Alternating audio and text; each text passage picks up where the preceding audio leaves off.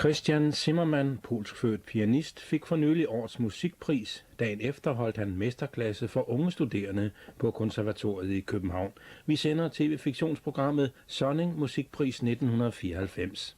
And now try to play the first page. We don't want to hear that these are the terts are very difficult and that the trills are difficult and the left hand is difficult. We don't want to hear this. We just came from work, we came to a concert, we want to enjoy the concert and we want to have fun and not to hear someone who is working hard and okay?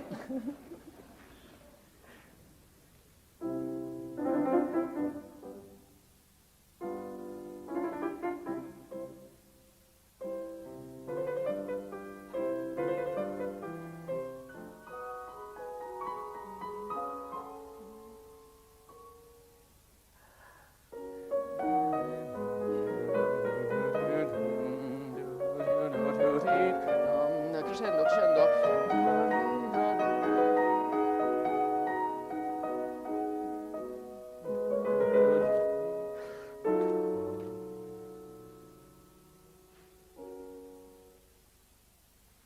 Beautiful.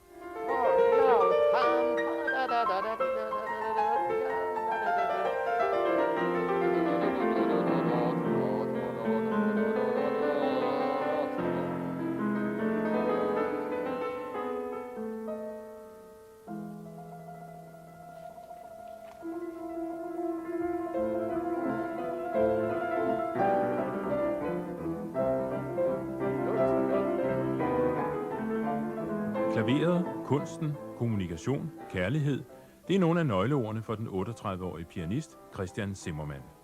Han er født i Polen og vandt i 1975 den store Chopin-klaverkonkurrence i Warszawa, og dermed var hans lykke gjort. Han har siden befundet sig blandt verdenspianisternes elite. Og for godt 14 dage siden fik Zimerman overrakt en af de store danske musikpriser, Leonie Sonnings musikpris for 1994. Det skete i forbindelse med en koncert i Tivoli, og der var fuldt hus og overstrømmende anmeldelser. Krystian Zimerman og hans familie har besøgt København i mange år.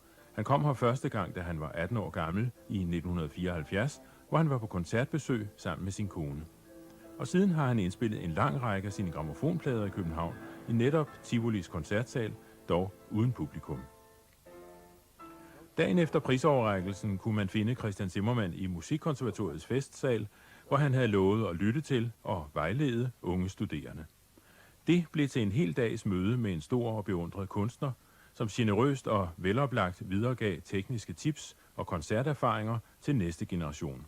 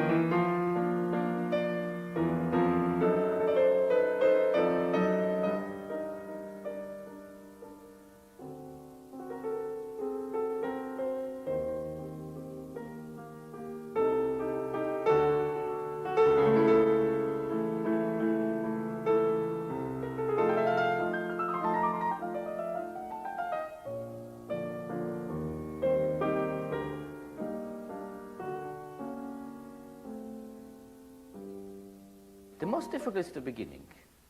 still. It's the opening, the largo, the feeling that the music starts here and actually doesn't know yet where to go. Because we don't know from the beginning what will happen next. He's opening the music just as a kind of improvisation.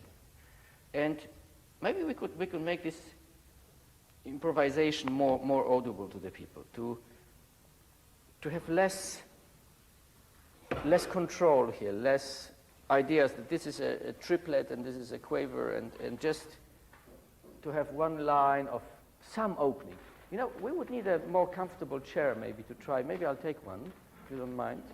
This one is not used. Take this chair away and just sit down like completely comfortable, yeah. Just lean here against the chair. Yeah, just forget the people now, forget the whole audience. Just sit down and improvise. You can play different notes. I don't care. It's just you try to improvise the beginning of a piece. Let's say you're a composer, and now you improvise some kind of beginning. You can play also the beginning if you want from the ballada. That saves us time. But you sit comfortable? Yes. Very comfortable. Like before the TV set, you know, when there's a boring program in the evening, you just sit like this. And now improvise. Be one thing with the piano.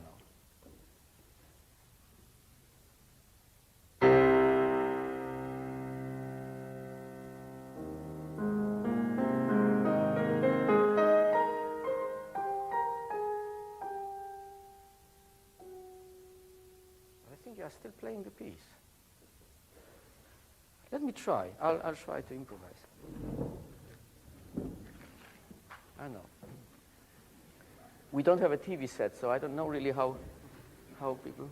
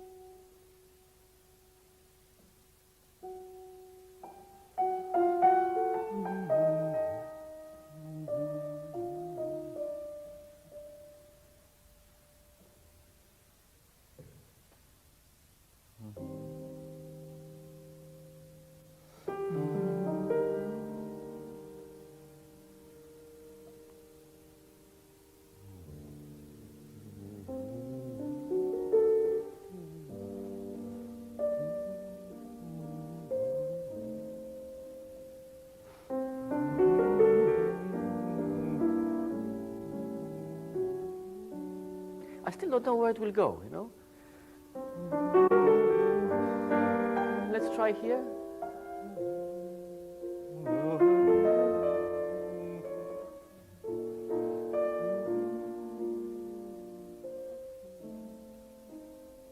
I want to feel the tensions, the different tensions in the chords, because he's having an idea, then 2 seconds later, ting. Suddenly he's abandoning the idea and starting from the beginning to improvise again. And he's trying many times to start the piece, but actually didn't succeed yet, you know? So it's really an improvisation. Try to improvise now more. Play the notes if you want, but just, I want to feel that every note is actually a surprise for me, that I don't know what will happen next.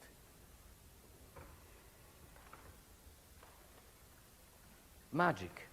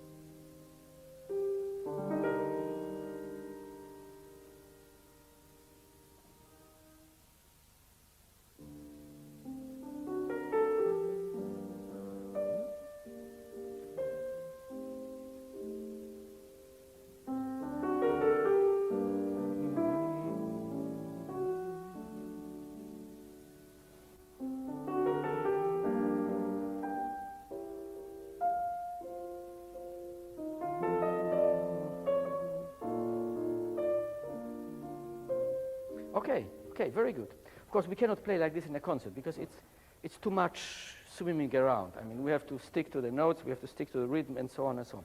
But to have this atmosphere of just composing the piece, you know, so that people feel you are writing the piece right on the spot, that every note is just coming into your mind this very moment. It wasn't written 100 years ago and you just reproduce it, but you really compose the piece in this moment. Yes. It's hard to do when Yeah. a piece is so famous and you've known it since you were small. Yeah, of course, but yes, you're absolutely right. I had some pieces, it took me years to forget all the recordings because we get these pre-cooked things from, you know, the record we have at home, and we listen and we think we know the piece. We know an interpretation of some guy who played it, but actually the piece is still something different, or can be something different.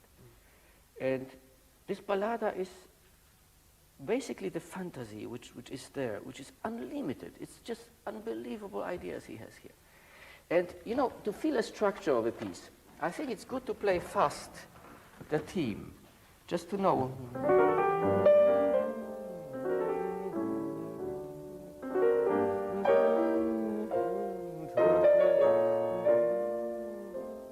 So this is actually one phrase. So the same applies for the second theme when you play here, just to make it quick. Yes.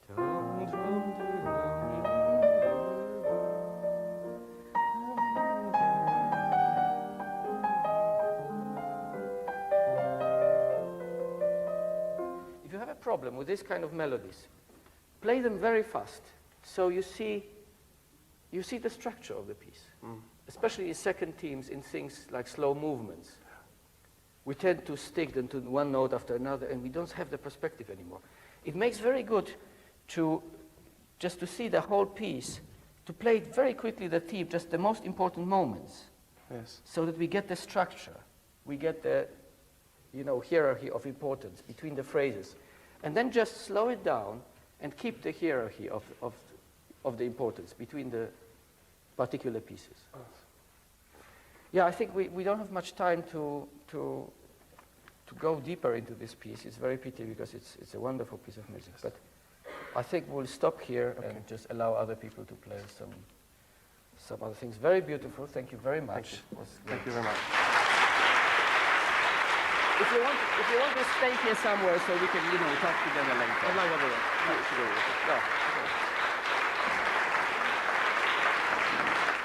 Hvordan har du det med at sidde og spille Chopin over for en af verdens bedste Chopin-spillere? Det er først ved at gå op for mig nu, at det skete, fordi han er en af mine største helte overhovedet. Måske den største nulevende for mig. Ja. Jeg valgte balladen i G-mol, fordi en af mine yndlingsindspillinger er hans Chopin-ballade fortolkninger. Så det er på en gang meget dristigt at gøre det, men på den anden side er det også det rigtige. Og ja, netop. Så det følte jeg var det rigtige. Og samtidig så han lige indspillet Debussy-præludierne, så tænker jeg, at det ville være meget oplagt at tage 2-3 stykker med af dem. Har du alt, hvad han har indspillet? Nej, ikke helt. Jeg så i kataloget, der var lidt mere, end jeg har derhjemme. Ja, okay. Det skal jeg ud have. Ja, det er godt.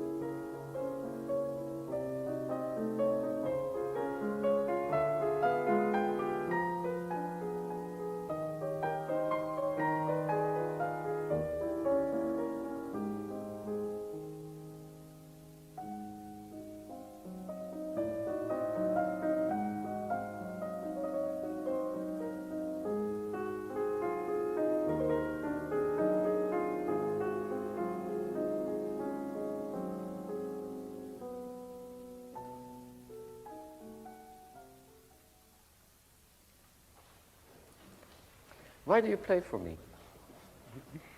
I want to hear if you have some suggestions I can use. And what if I don't have? You know, everything is so settled here, and everything is so clearly the ideas you have about the pieces. At first, the love you have for these pieces. I'm really in a deep respect for this. Absolutely fantastic. You have very good contact with the keyboard, also from the technique. I don't know what kind of instrument you practice on, how you practice, but the sound you produce is very beautiful in the Abend, and wonderful experience, absolutely wonderful experience from you. And actually, when I hear this kind of interpretation, I wouldn't like to change anything. I would like you to have the opportunity to play 10 concerts with this piece, so that you can experiment in the concert hall, that you can learn how to build the contact with the audience, how to make the people feel that what you feel when you play the pieces. But this is not something one can say. One has to experience it oneself just by playing concerts. So I would love when the students have more opportunities to play concerts, just, you know, to prove themselves, to find new ways. Because this is the best way to learn things. The moment you are on this level of perfection, because you hardly played one wrong note in this whole performance. Just sitting down at the piano is absolutely amazing. And these are not easy pieces. Play once more. I just want to hear it once more because you played it so beautiful.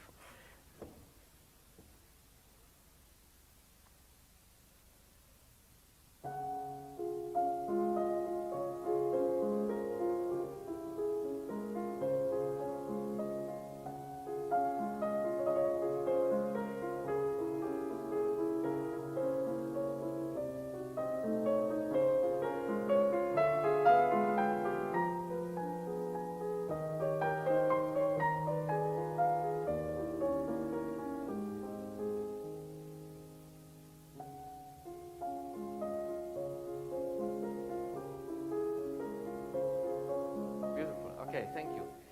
Remember, in the concert hall, when you play it, it depends, of course, very much from the acoustic. But you might find necessary to project more, to project more the melody. This hall is very small, so it reaches up to the last row, and it's still beautiful, it's still very nice. And one shouldn't play, it's absolutely perfect. So just remember this, that in a big concert hall, you will probably have to make bigger differences between the melody, or that what you consider the melody, and the rest, the harmonic things. Now, the second thing, the Aufschwung. Try to make a big sound, you know, for forte.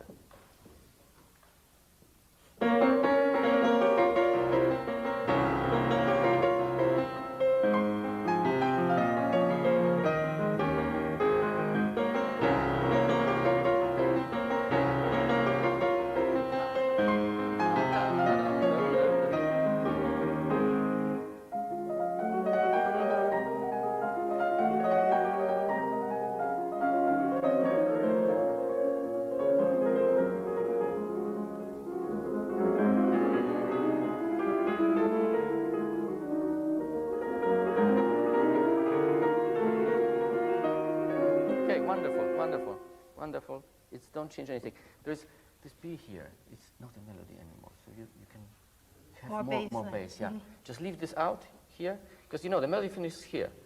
So he's quite consciously actually going now with the left hand here. This B is not so interesting, so it's anyway. Beautiful, beautiful. And from here, all the time, remember from, you know, to hold, if you stand, just to put the hands down like this. So then you have, try. To put the whole power down into the hand. Yeah. So relax, you know.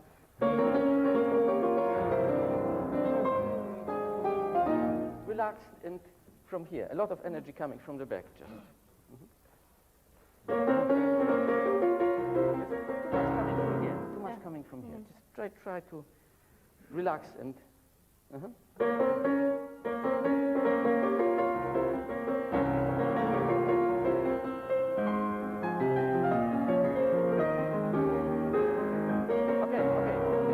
Don't need more sound here, but big concert hall, you may be confronted with the problem of just, you know, giving more, and then you know where to take it from. Because when you put it from here, it's a big danger to get in trouble. Now, wonderful playing. I really have great respect to it, and I wish you that you play concerts as soon as possible, so you can try out these things, you can improve the things, you can get the contact with the audience, and you know, have. Do you have something else you wanted to play? Only? Not now. Only this piece. Oh, this is so pity. Thank you very much. I will not say any word. Thank you. Hvordan føles det at få så meget ros til en masterclass? Det var meningen, du skulle undervises. Det gjorde han jo næsten ikke. Så man bliver helt flov. Man tænker sådan, det kan ikke passe, han må sige. Er det ikke dejligt? Jo, det er utroligt. Man bliver meget glad, og det er dejligt at få noget bekræftelse. Ja. Så jeg kan jo næsten ikke spørge dig, hvad du har fået ud af det, udover at du er blevet rost, men han lærte dig jo ikke noget rigtigt. Han snakkede om nogle få tekniske ting, som jeg kan tænke over generelt, men det er noget, man skal arbejde med på lang sigt. Ja. Så man kan bare lige spore ind på nogle ting, og så kan man så gå hjem og tænke over det. Ja. Kendte du hans spil i forvejen? Kender du hans egen spillestil? Jeg har hørt ham på plader, jeg har set også de videoer, han har lavet, og det er helt utroligt. Er han et idol på en måde? Er han det? Jeg glæder mig meget til at møde ham. Hvad synes du, han er bedst til? Jeg synes, han er bedst til, altså det som jeg har hørt, var det der mest rørte mig, det har været Beethoven. Altså, han er så meget i balance og stadig så utrolig ekspressiv. Altså, det er utroligt at kombinere de to ting.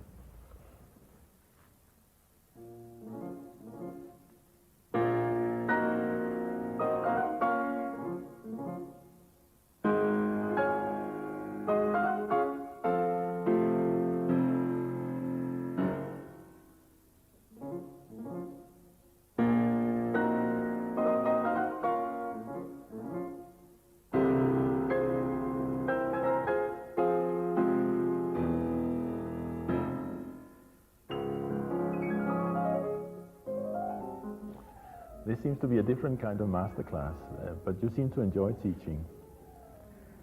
At first, what is a normal masterclass? Besides, this is not a masterclass at all. It's only a short, very short meeting with the students, just to show my gratitude for the prize I received here, to meet the students, to enjoy their wonderful playing. You've just heard now, it was one student of them who is really a ready pianist who could just play concerts anywhere. And a masterclass, I understand, is something that, you know, a teacher comes for 1 month and is working with the students, is changing things and then seeing after 2 weeks what the change, how it worked out. So we cannot call it like this. Anyway, it was very interesting for me to see the various talents, to see the various problems, because many things we do on the piano are happening subconsciously. And suddenly the moment I have to verbalize it, it's like you would have to explain to someone what you do when you speak, or what do you do when you walk. You put the right leg and the left leg, but it's not so easy to explain. And that gives me a great opportunity to verbalize things, which I sometimes do completely subconsciously. And suddenly I meet a student who is missing this part, and I have to figure out, have to think how to explain it, how to make it clear what I think is better to do in this situation. And that's what you get out of it. And as you heard in the introduction, is basically doing mistakes as many as possible, as soon as possible, and try not to repeat them. Do them once and learn from them. But you seem to enjoy it. Yes, I enjoy it very much. Yeah. I hope the students also enjoy it. You talk a lot about communication and projection to the students. That's important. It is for me the most important. Because the notes, we're only using these notes for this communication. But so often we concentrate so much on the notes that becomes the whole reason why we play. And I think this is wrong. But is that something you can learn actually, or is it something some yes, people have and other people don't? Definitely people learn it at some point. Maybe some people learn it very early in the childhood. Some people learn it later, but it's definitely something you absorb somewhere. You learn from the surrounding. To project yourself, to give yourself to the audience. And also to receive a lot of things from the audience. Because the wonderful thing in a concert hall is that it's happening now. It's a real-time experience. You go out on stage and you just know to a certain extent what you are going to do. But actually the final picture of the concert is happening right there, on that spot. And the people influence it greatly. Can you feel during the concert? Yes, I have the people on my side. Yes, definitely.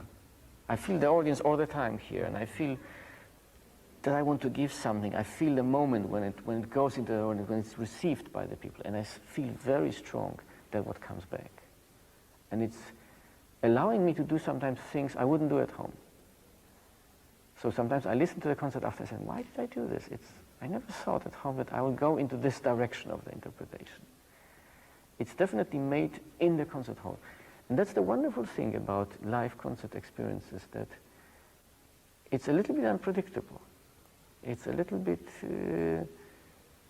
there's a big factor of risk, and I like this kind of risk.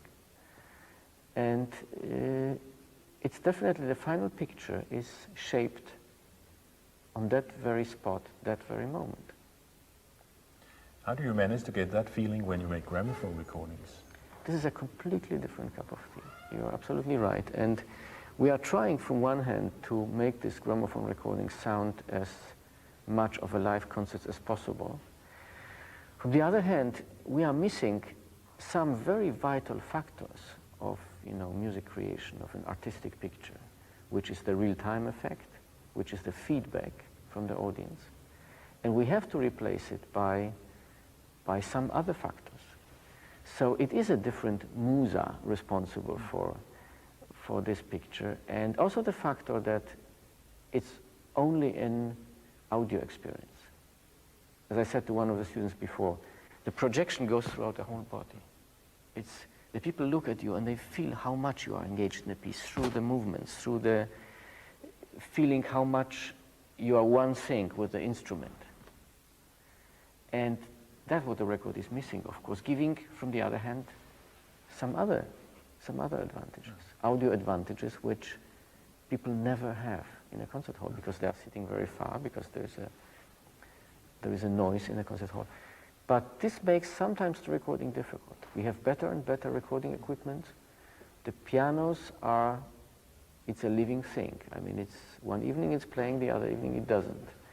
It's a piece of felt actually striking a piece of metal, which is very imperfect, and there is nothing going into the direction to make it more perfect. And from the other hand, recording equipment, which is now more and more perfect, showing the imperfection of the instruments more and more. This unreal situation of no noise, which never happens in the real life, because we always have some kind of noise in the concert hall, which is covering the basic noises of the instruments.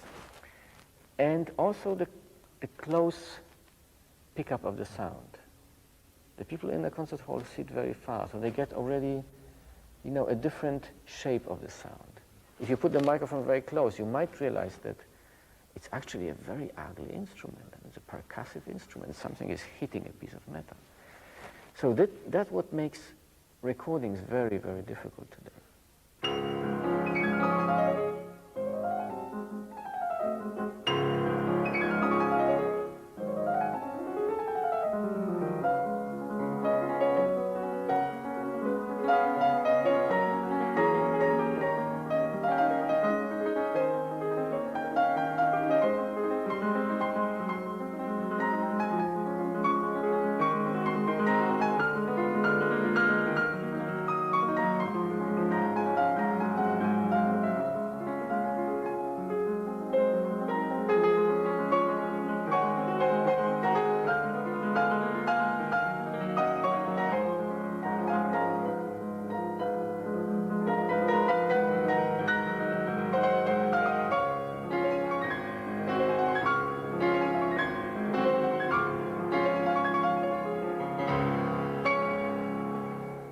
The first thing, are you nervous when you play? Yes, rather. Rather. Are you nervous at home when you practice? It depends. I mean, sometimes I try to imagine I'm playing on stage. And do you manage to be... I mean, at times. Yeah? Oh, this is fantastic, because I wanted to suggest that when one is nervous in a concert, it's a new experience, because we sit at home and we practice and we are not nervous. Of course, there's no reason to be nervous. And we go on stage and suddenly we are nervous. So we are confronted with things, completely different things.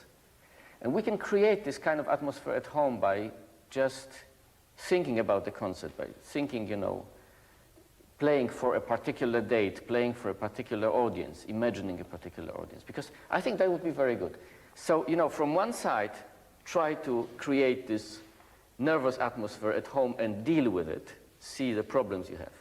From the other hand, ask yourself, why are you nervous in a concert?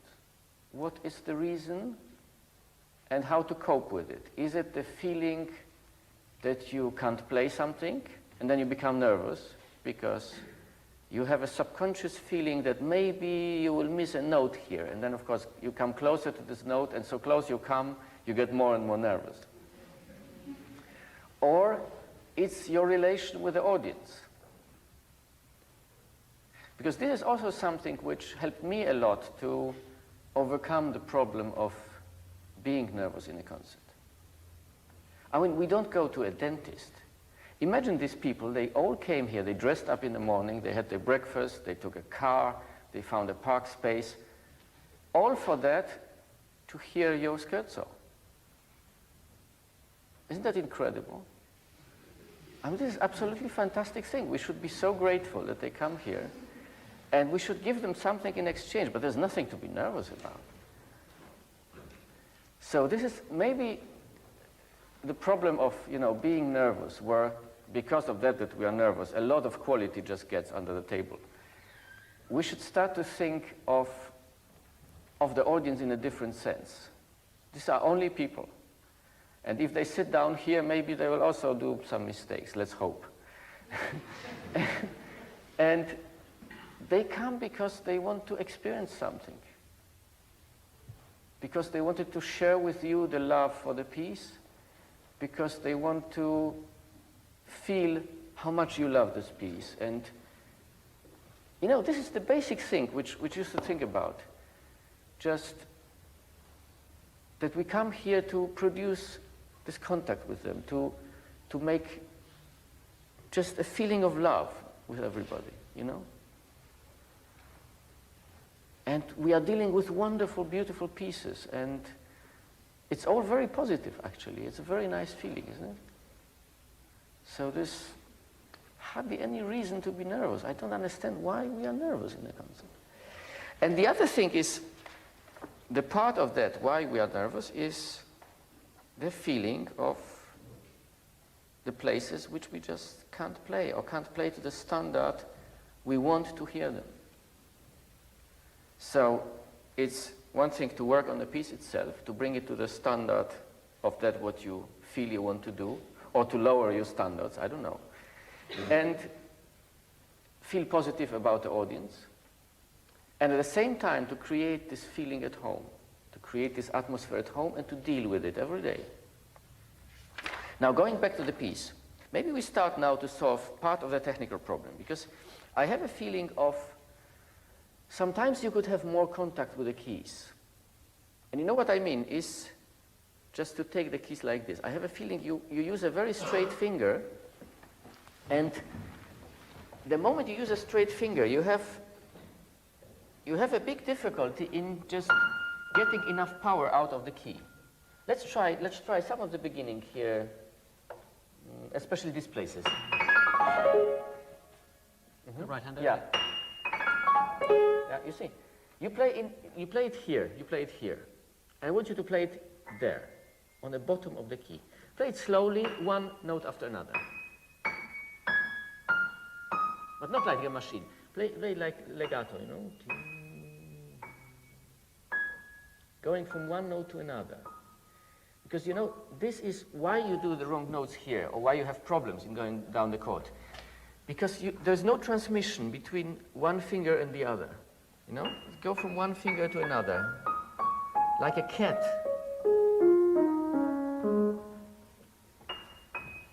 Yeah? The fingers have to be more active. Yes, yes, yes. Uh-huh. You know what? Sit down on the floor. Sit down on the floor like this. And now have the finger just hanging. Here, hanging. Yes. No hanging. The whole hand just hanging. Here. Yes, hanging on the last finger. Just on this. The rest is hanging. Here. Everything is hanging. Okay? Now this is the second one, just hanging here. Yeah? So you have contact with the bottom of the key, right with the bottom of the key. And you go one note after another. Look, like this. Okay? Try.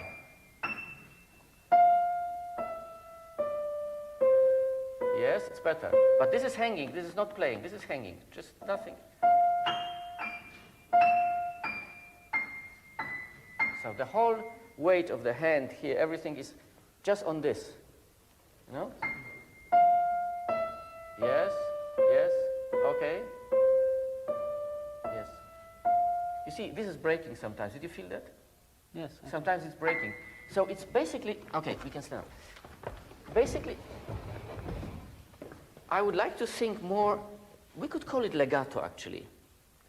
This going from one note to another and feeling the bottom of the key. Okay? Mm-hmm. In whatever position you are. Now standing is much more difficult, but look how active the fingers are. They're very active. They go from one hand, from one finger to another.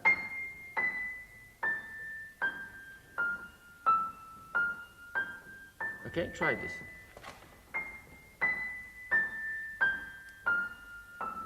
Yes. Especially the first finger is not active. It's playing like this. It has to take the key. Okay, try the second theme now.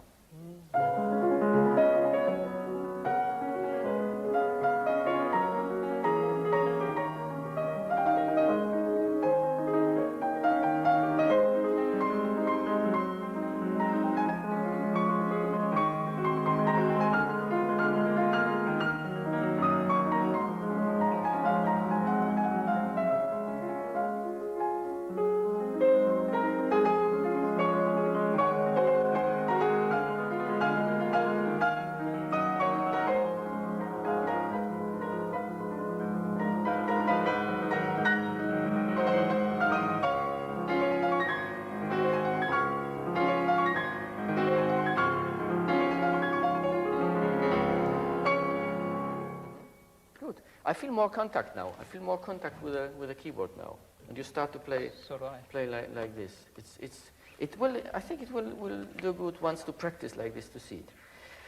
Try the structure here. Let me just try. We can play it fast so we can see how it's built.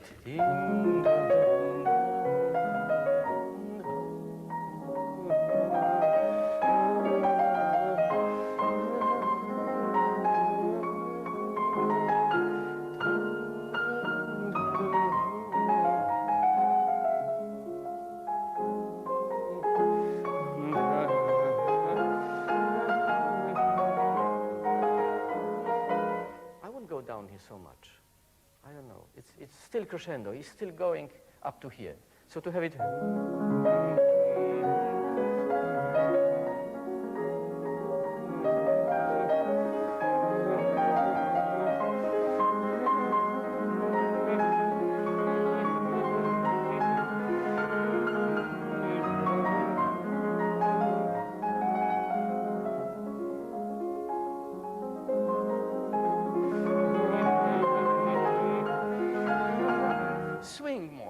Open it more here, okay? Let's start from the beginning here. And remember, here we are going down to piano, and then we start again. This is one phrase. Hold the phrase, hold the tension.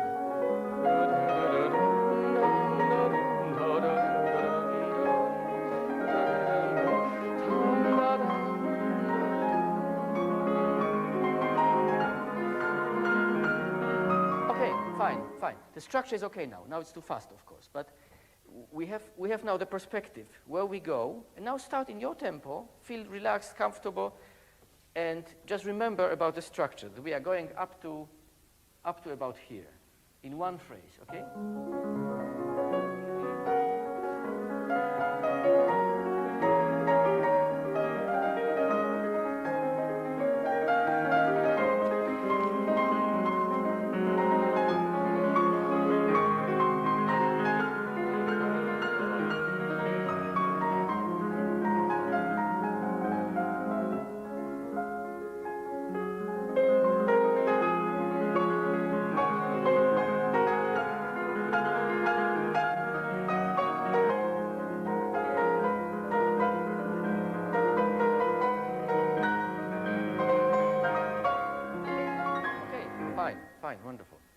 still the chords. Play less from the hands. Just let it come from here, like this. You know, like this. To have more just flowing down the energy from here. No. Now you sort of push it. Just make it, you know, why don't you stand now and do this? Yeah. What am I talking about? Good, great, wonderful. What am I talking about? He knows it. Var du nervøs, da du skulle begynde i dag? Ja, det var det faktisk. Fordi det var ligesom om, det kunne han registrere hos dig. Hvad var du nervøs for? Først og fremmest faktisk, at jeg skulle spille for ham, fordi jeg ved, at han er meget kendt, og jeg gerne om muligt vil gøre indtryk på ham, og jeg kun har den her chance her i dag. Man er selvfølgelig altid nervøs, når man spiller for et publikum, men man er stadig, altså selv i den situation, er jeg normalt klar over, hvilket slags publikum, hvor meget jeg kan tillade mig, hvilken fejlmargen jeg kan kalkulere. Er du vant til at spille for publikum? Altså jeg gør det så tit, som jeg kan, men nu har jeg ikke, altså nu spillede jeg for en måned siden i et sæt ved Bastionen, hvor der var 4 tilskuere, plus dem, jeg havde bedt komme. Så jeg er ikke sådan meget professionel i form. Altså. Han gjorde meget ud af det der med dit anslag og din fingerstilling, din håndstillinger. Hvad fik du ud af det? Det faktisk også, det tror jeg fik meget ud af. Altså det minder om, hvad jeg har hørt før selvfølgelig, men jeg var overrasket over igen i dag at se, hvordan mine hænder bliver fladere, når jeg bliver nervøs. Altså, at jeg spænder.